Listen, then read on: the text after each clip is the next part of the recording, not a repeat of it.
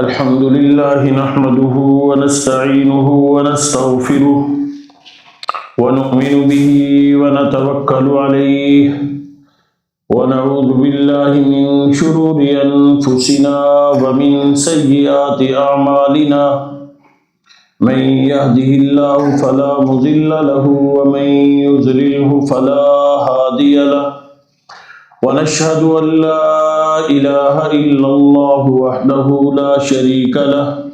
ونشهد أن سيدنا ومولانا محمدا عبده ورسوله أما بعد فأعوذ بالله من الشيطان الرجيم بسم الله الرحمن الرحيم لا أقسم بهذا البلد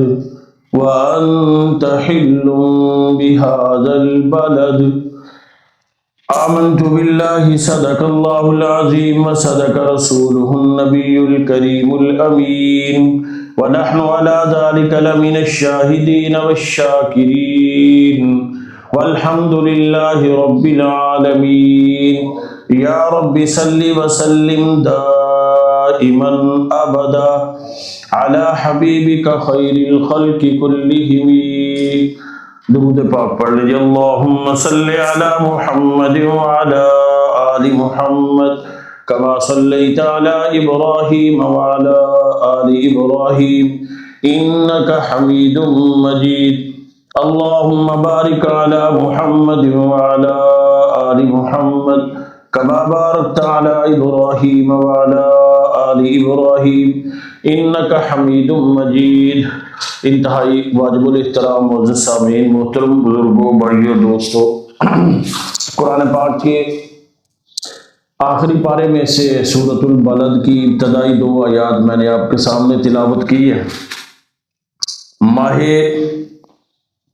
رواں کے اندر اسلامی سال کا جو مہینہ گزر رہا ہے،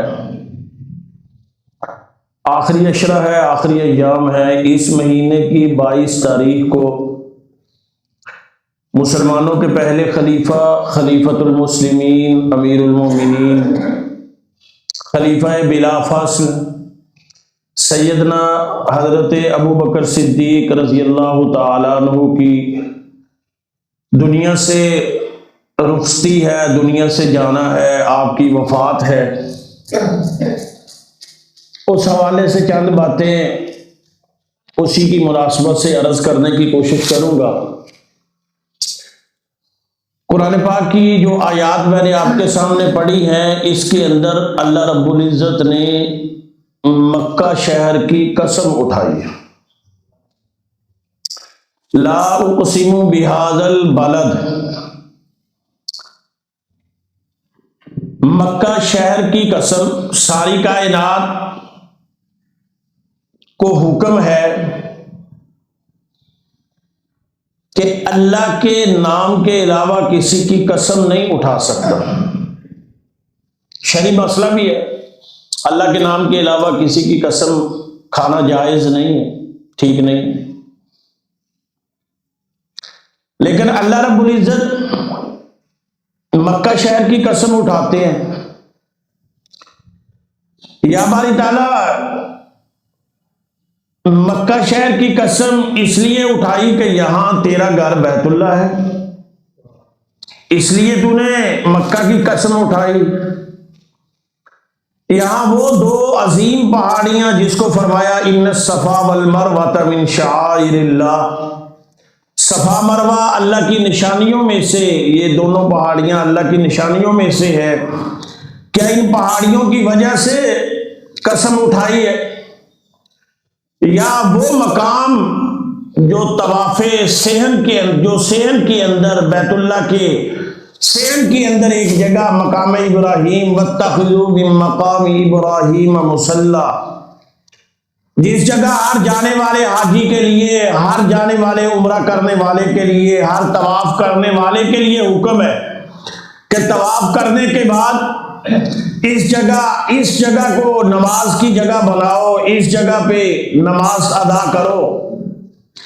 یا باری تعالیٰ مکہ کی قسم بیت اللہ کی وجہ سے اٹھائی. مکہ کی قسم صفا مروہ کی وجہ سے اٹھائی، مکہ کی قسم مقام ابراہیم کی وجہ سے اٹھائی۔ اللہ فرماتے ہیں یہ تو پہلے سے موجود ہے، لیکن میں قرآن پاک میں اس شہر کی قسم اس لیے اٹھاتا ہوں وَأَنْتَ حِلٌّ بِهَذَا الْبَلَدِ کہ اس شہر کے اندر میرے محبوب کے قدم لگے ہیں۔ میں اپنے بیت اللہ تو پہلے سے موجود ہے،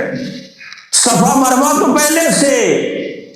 اور مقام ابراہیم تو ابراہیم علیہ السلام نے جب میرے گھر بیت اللہ کو تعمیر کیا وَإِذْ يَرْفَعُ إِبْرَاهِيمُ الْقَوَاعِدَ مِنَ الْبَيْتِ وَإِسْمَاعِيلُ رَبَّنَا تَقَبَّلْ مِنَّا إِنَّكَ أَنْتَ السَّمِيعُ الْعَلِيمُ۔ جب بیت اللہ کو تعمیر کر رہے تھے اس وقت مجھ سے جس محبوب کو مانگا تھا، اور یہ بھی عجیب اتفاق کی بات ہے کہ ابراہیم علیہ السلام اگر پیار کی زبان میں سمجھے تو یوں کہا جا سکتا ہے کہ ابراہیم علیہ السلام نے بھی اللہ کی بارگاہ میں یوں کہا ہوگا کہ یا باری تعالیٰ آج تک جو کچھ تو کہتا رہا میں نے نہ نہیں کی، تو نے حکم دیا گھر کو چھوڑ دے میں نے چھوڑ دیا، تیرا حکم آیا اپنی بیوی بچوں کو ایسی جگہ پہ چھوڑا ہے جہاں آبادی کا نام و نشان نہیں، تو میں نے نہ نہیں کی، تو نے حکم دیا کہ بیٹا جوان ہو گیا اب اس کی طرف تیرا پیار توجہ جاتا ہے، اس کے گلے پہ چھری چلا، تو یا باری تعالیٰ میں نے لبیک کہتے ہوئے تیرے حکم کو پورا کرنے کے لیے بیٹے کو بھی چھری کے نیچے لٹا لیا۔ ایک وقت آیا کہ یا باری تعالیٰ تو نے میری ذات کے لیے مجھے کہا کہ آگ کے اندر، قوم نے بڑی آگ جلا کے مجھے آگ کے اندر پھینکا، فرشتے حاضر ہوئے اور فرشتوں نے کہا بارش کے ذریعے، آندھی کے ذریعے اور ہوا کے ذریعے اس آگ کو ختم کر دیتے ہیں، لیکن میں نے اس وقت بھی علمہ بحالی یغنینی عن سوالی حسبی اللہ لا الہ الا ہو، میرے اس حال کا میرے رب کو علم ہے، میں جس حال میں میرا رب مجھے رکھے میں اسی حال میں رہنے کو راضی ہوں، اے فرشتوں تمہاری مدد کی مجھے ضرورت نہیں، حسبی اللہ، میرے لیے میرا اللہ کافی ہے، میرا اللہ کافی ہے۔ یا باری تعالیٰ جہاں تک اور جس وقت تک تو نے، اور قرآن نے خود کہا کہ وَإِذِ ابْتَلَىٰ إِبْرَاهِيمَ رَبُّهُ بِكَلِمَاتٍ فَأَتَمَّهُنَّ،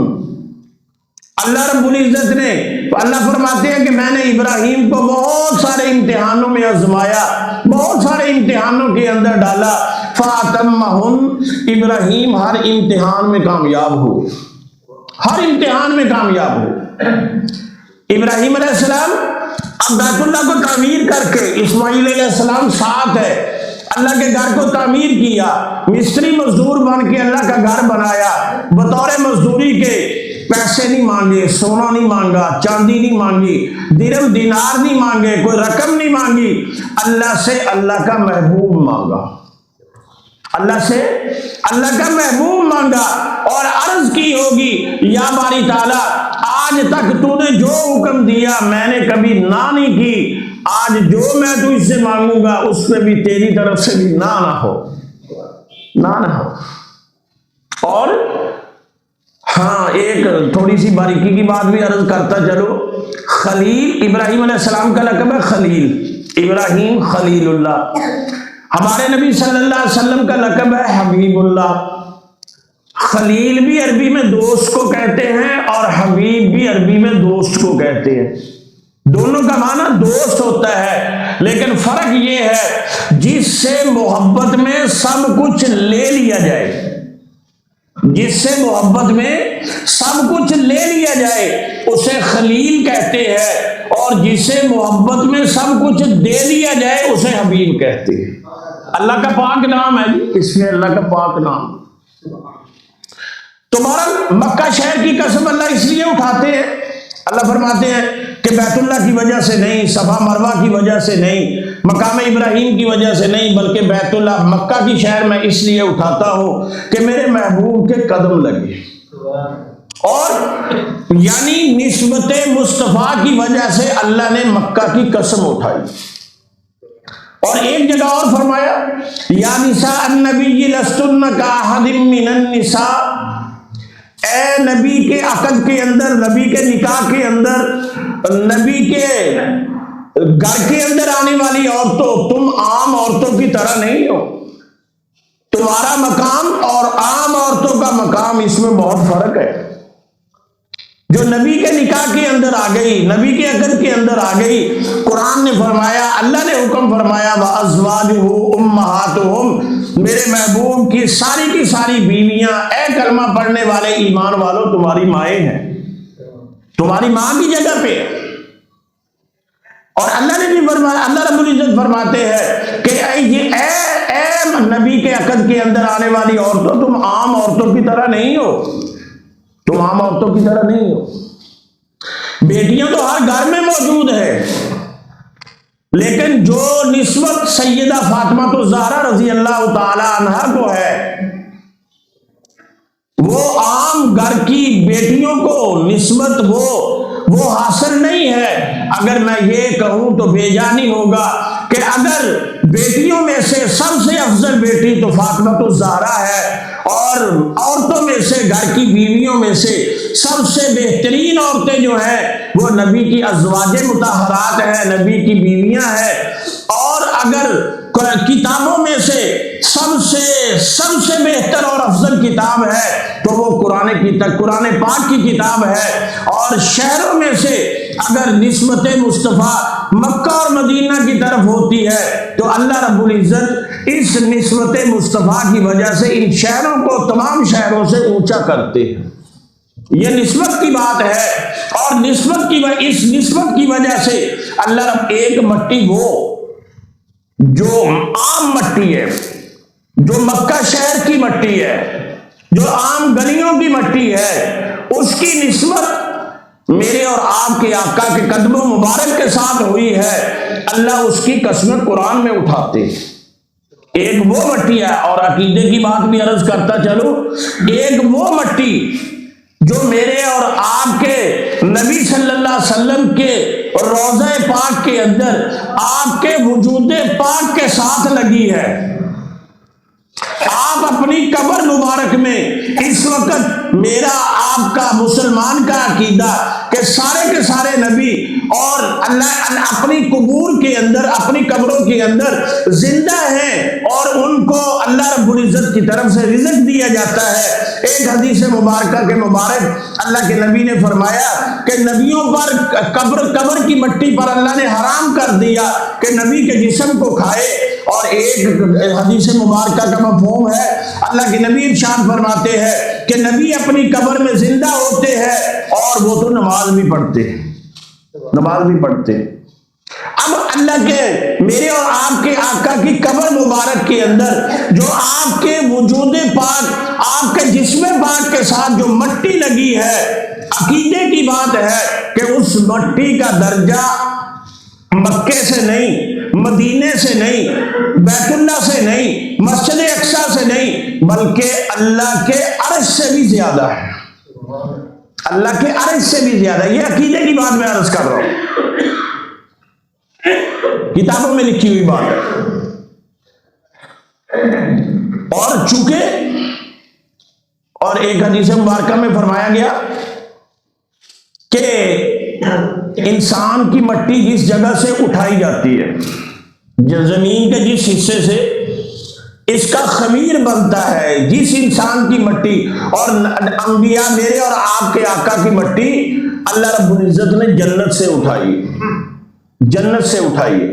اور آج بھی اما عائشہ صدیقہ رضی اللہ تعالیٰ عنہ کا جس روضہ پاک کے اندر میرے اور آپ کے آقا سیدنا ابوبکر صدیق، سیدنا عمر فاروق آرام فرما ہے، اس کو اللہ کے نبی نے فرمایا ما بین بیتی و منبری روضۃ من ریاض الجنہ، میرے گھر سے لے کے میرے منبر تک، میرے گھر سے لے کے میرے منبر تک یہ جو درمیانی ٹکڑا ہے، فرمایا یہ اللہ نے جنت سے بھیجا ہے، یہ جنت کا ٹکڑا ہے، یہ جنت ہے۔ اللہ کے نبی حاجی نماز پڑھنے کے بعد نمازی بنا،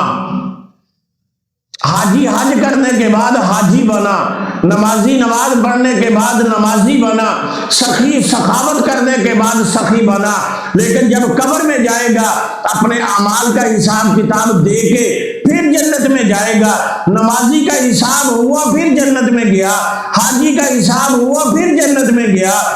قاری کا حساب ہوا پھر جنت میں گیا۔ دنیا کا ولی نیک لوگ حساب دے کے جنت میں جائیں گے، اس ابو بکر و عمر کے کیا کہنے جو دنیا میں جب جا رہے ہیں قبر میں تب بھی جنت میں موجود ہیں،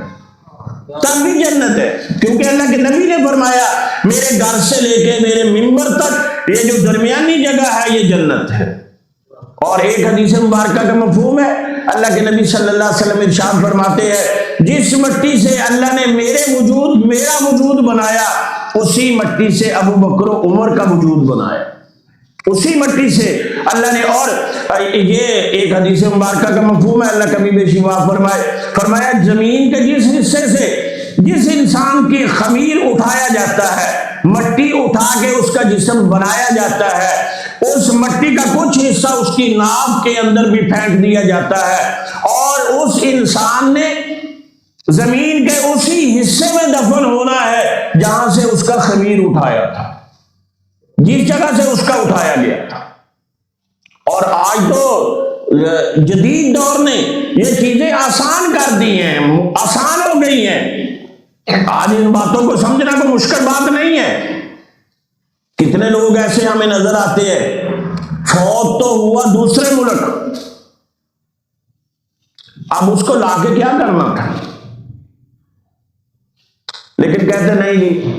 آپ دے ملک لے کے آنا۔ سعودیہ میں فوت ہوا، دفن پاکستان میں ہوا، اس کی ڈیڈ باڈی کو، اس کی میت کو جہاز کے ذریعے اپنے ملک میں لے کے آئے، یہاں کے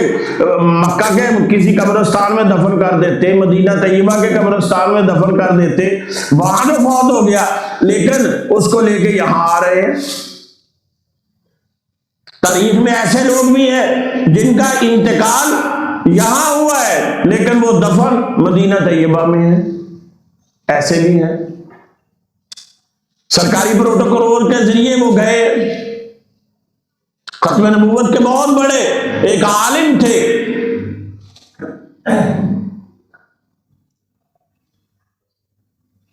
ان کا انتقال دنیا میں ہوا لیکن دفن مدینہ طیبہ میں ہے، یہاں پاکستان میں ہوا ان کا انتقال۔ بہرحال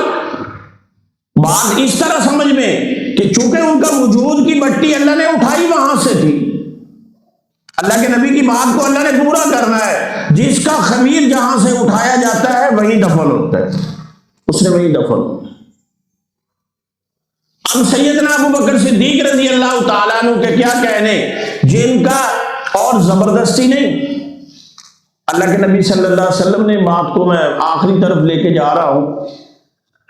جو چیزیں اللہ کے نبی کی اخیر عمر میں ہوئیں، سیدنا ابو بکر صدیق رضی اللہ تعالیٰ عنہ کے بھی اخیر عمر میں وہی کچھ ہوا۔ چونکہ اس مہینے کی 22 تاریخ کو سیدنا ابو بکر صدیق کا انتقال ہے، اخیر وقت میں اللہ کے نبی نے بھی اپنی بیٹی کو پاس بلایا، کچھ راز و نیاز کی باتیں کی۔ سیدنا ابو بکر صدیق نے بھی حضرت عائشہ کو اپنے پاس بلایا، کچھ باتیں کی، اور ان باتوں کے اندر مشہور باتیں جو فرمائی گئی، فرمایا عائشہ میرا دنیا سے جانے کا وقت ہے، میرا دنیا سے جانے کا وقت قریب ہے، مجھے یہ تو بتا کہ جب اللہ کے نبی دنیا سے انتقال فرما کے گئے تھے تو اللہ کے نبی کے گھر کے اندر موجود اللہ کے نبی کا سر مبارک تیری گود کے اندر تھا، تو اللہ کے نبی کے صلی اللہ علیہ وسلم ہفتے کے 7 دنوں میں سے کس دن دنیا سے انتقال فرمایا تھا؟ اب عائشہ نے عرض کی ابا جان اللہ کے نبی دنیا سے سوموار کے دن گئے تھے۔ حضرت ابو بکر فرمانے لگے کہ میرا انتقال، میرا بھی اللہ سے امید ہے کہ میں بھی اللہ کے ہاں سوموار کو ہی پیش ہوں گا، سوموار کو ہی۔ اللہ کے نبی صلی اللہ علیہ وسلم نے اخیر وقت میں مسواک مانگی، حضرت ابو بکر نے بھی مسواک ہی مانگی۔ اللہ کے نبی نے اخیر وقت میں نماز کی پابندی کا یہ حکم دیا کہ غلاموں کے ساتھ سلوک اچھا اور نماز کی پابندی. حضرت ابو بکر کی زبان مبارک میں بھی یہی الفاظ. اور اللہ کے نبی کو بھی اخیر وقت میں بخار ہوا, حضرت ابو بکر کو بھی بخار ہوا, اور اللہ کے نبی صلی اللہ علیہ وسلم نے اخیر میں اپنی بیٹی سے واضح و نصیحت اور راز و نیاز کی بات کی. حضرت ابو بکر نے بھی اپنی بیٹی کو پاس بلایا اور فرمایا یہ جو گھر کے اندر خادم ہے نا, یہ جو گھر کے اندر خادم ہے, میں جب مسلمانوں کا خلیفہ بنا تو میرے پاس اس وقت 60,000 درہم سے زیادہ کی رقم, جو آج کے حساب سے کروڑ سے زیادہ بنتی ہے, اس وقت تھی. لیکن آج میں دنیا سے جا رہا ہوں تو اے عائشہ دیکھ میرے گھر کے اندر ایک سوئی بھی نہیں ہے. کل کو کوئی یہ نہ کہے کہ ابو بکر کسی کا حق کھا گیا, آج گھر میں سوئی بھی نہیں ہے. ہاں یہ جو غلام ہے یہ میرا اور آپ کا گھر کا نہیں, یہ بیت المال کا ہے, اور میرے گھر میں اس لیے کہ میں مسلمانوں کا بادشاہ ہوں, اور آنے والے وفود کے لیے, آنے والے لوگوں کی خدمت کے لیے اس کو بیت المال سے اس کا پابند کیا ہے. اور یہ جو اونٹنی ہے یہ بھی ہماری اپنی نہیں ہے, یہ اس لیے رکھی گئی ہے کہ اس کا دودھ نکال کے آنے والے مہمانوں کے لیے ان کی خدمت کی جاتی ہے. جب میں دنیا سے چلا جاؤں تو میرے بعد جو خلیفہ بنے گا یہ خادم بھی اسی کے پاس بھیج دینا, اور یہ اونٹنی بھی اسی کے گھر بھیج دینا. اور یہ جو میں نے چند کلو کھجوریں 20 یا 25 کلو ان کا وزن ملتا ہے, یہ جو میں نے تیرے سپرد کی ہے, یہ میرے مرنے کے بعد اکیلے اپنے پاس نہ رکھنا. قرآن کے بتائے ہوئے وراثت کی وصیت, جس طرح وراثت تقسیم کی جاتی ہے, ہاں یہ الگ بات ہے, ہم بھی انہی کے ماننے والے ہیں, ہم بھی انہی کے نام لیوا ہیں, ہم بھی انہی کا جو کلمہ وہ پڑھتے تھے انہی کے صدقے ہمیں بھی کلمہ ملا ہے. لیکن آج مسلمان کو, آج کے رہنے والے انسان کو تو اس بات کی ہوش نہیں. حلال آتا ہے, حرام آتا ہے, بہن کا حق ہے, بیٹی کا حق ہے, پڑوسی کا حق ہے, رشتہ دار کا حق ہے. جہاں سے آتا ہے مال آنا چاہیے, جہاں سے آتا ہے بننا چاہیے. یہ نہیں پتا کہ کل قیامت کے دن اس کا حساب بھی دینا ہے. یہ نہیں پتا کہ کل حقدار کھڑے ہوں گے لینے کے لیے, اور یہاں نیکیوں کا بہت زیادہ وزن لے کے جانے والا, ان کو وہاں اور تو کچھ نہیں ہوگا, اپنی نیکیاں تقسیم کر رہا ہو. میری امت کا سب سے مفلس وہ بندہ ہے, فرمایا جو پہاڑوں کے برابر نیکیاں لے کے آئے گا, لیکن پہاڑوں کے برابر نیکیاں لے کے آنے کے باوجود پھر بھی جہنم میں جائے گا. یا رسول اللہ کیا وجہ ہوگی؟ فرمایا دنیا میں کسی کا حق کھایا ہوگا, کسی پہ ظلم کیا ہوگا, کسی کے ساتھ زیادتی کی ہوگی. وہ لوگ لائن میں اللہ کے دربار میں کھڑے ہوں گے, یا باری تعالیٰ اس نے میرا حق ادا نہیں کیا, اس نے میرے پہ ظلم کیا تھا, اس نے میرا حق کھایا تھا, اس نے میرے ساتھ زیادتی کی تھی. وہاں اور تو دینے کو کچھ ہوگا نہیں. اللہ رب العزت اس کی نیکیوں میں سے نیکیاں اٹھا کے اس زیادتی جن کے ساتھ ہوئی تھی ان کو دیتے جائیں گے. ابھی ان کی نیکیاں ختم ہو جائیں گی, حق والے کھڑے ہوں گے, حق والے کھڑے ہوں گے. پھر ان کے گناہوں کو اٹھا کے اس پہ ڈال دیا جائے گا, ایک کے گناہ دوسرے کے گناہ. یہ جو پہاڑوں کے برابر نیکیاں لے کے آیا تھا, لیکن دنیا میں ایسی زندگی گزار کے گیا کہ کسی کا حق کھا کے, کسی پہ ظلم کر کے, اور عجیب بات حق ظلم زیادتی سب کچھ کر کے بعد ہذا من فضل ربی, یہ میرے رب کا فضل ہے. کیسا رب کا فضل ہے, کیسا رب کا فضل ہے. اس کے گناہ اس میں ڈال دیے جائیں گے, اور میرے اور آپ کے آقا نے فرمایا پھر اس کو پیشانی کے بل گھسیٹ کے جہنم میں پھینک دیا جائے گا. اللہ ہم سب کی حفاظت فرمائے. اللہ دنیا میں احتیاط کے ساتھ اور دنیا میں محتاط ہو کے, پھونک کے, اور حق پہچان کے جس کا حق ہے اس کو دینا چاہیے, زیادتی نہیں, آج نہیں. اس امیر سے نہ ڈر جو اپنا حق لینا جانتا ہے, اس غریب سے ڈر جو اپنا حق آج تجھے دنیا سے اپنی غربت کی وجہ سے نہیں لے سکتا, لیکن اپنا مقدمہ اللہ کے دربار میں رکھ دیتا ہے کہ یا باری تعالیٰ میں تو کچھ کر نہیں سکتا, سکتا، لیکن اس نے میرے ساتھ زیادتی کی ہے، میرا حق رکھا ہے، میرے ساتھ اس نے ظلم زیادتی اور دوز داشتگی کی ہے، تو انصاف کرنے والا ہے۔ مسلمان کی زندگی بڑی محتاط زندگی ہے، احتیاط سے گزارنے کی زندگی ہے۔ سیدنا ابوبکر صدیق رضی اللہ تعالیٰ عنہ یہی فرماتے ہیں، اے عائشہ، قرآن کے بتائے ہوئے وراثت کے حق کے مطابق اپنے بہن بھائیوں میں وہ کھجوریں برابر تقسیم کر لینا، اکیلے نہیں۔ اور میری زمین کا وہ چھوٹا سا ٹکڑا جو ایک پڑا ہوا ہے، میں نے اپنی زندگی میں 2.25 سال حکومت میں جو بیت المال سے وظیفہ لیا ہے، جو وظیفہ حاصل کیا ہے، میرے مردے کے بعد اس زمین کو فروخت کر کے اس کے پیسے بیت المال میں جمع کروا دینا۔ کل قیامت کے دن میں اللہ کے دربار میں ایسے نہیں حاضر ہونا چاہتا کہ کسی کا حق مجھ پہ ہو، میں ایسے حاضر نہیں ہونا چاہتا۔ اللہ ہمیں بھی آخرت کا فکر کرتے ہوئے، آخرت کا فکر سامنے رکھ کے زندگی گزارنے کی توفیق نصیب فرمائے۔ وما علینا الا البلاغ۔